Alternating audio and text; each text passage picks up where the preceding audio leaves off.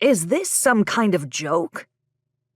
Al Farrington charged into the office of the Barlowe Theater. All the lights were on. LED lights, which were the kind that made Kit's eyes hurt. She huddled on a chair in the corner next to Tom, the cameraman, who might become her new best friend after tonight, since he had gotten past his annoyance and offered her comradeship and a stick of cinnamon gum. She chewed it, allowing the spicy tingle to awaken her senses. Chewing was something to do while they waited. Cops searched the theater. Lights were on in every room of the place. A disgruntled Evan Fisher stood at the far end of the room, his sports jacket shoved back, his hands on his hips.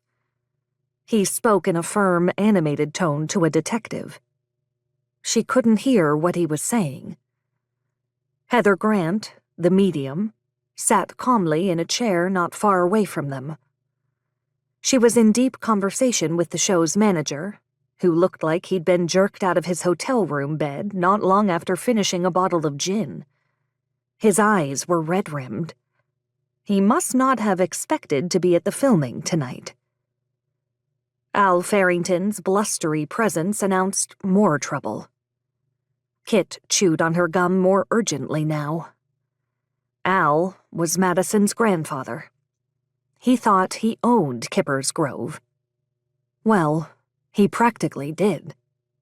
And the fact that Madison had been here at all tonight had to have his undies in a bunch. Kit bit back a smile at the thought.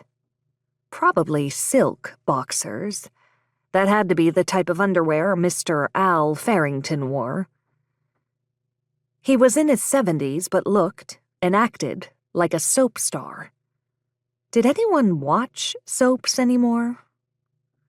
Kit directed her attention to the older man's face. By sheer genetics, he was definitely Madison's grandfather. They looked a lot alike. They were just very different as to convictions and beliefs.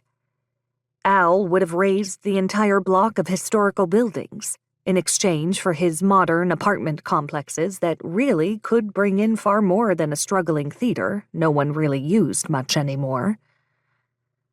But Madison was anti-modern influence, anti-progress, and mostly anti-her grandfather. Kit knew it went deeper than just business and history. It was family history.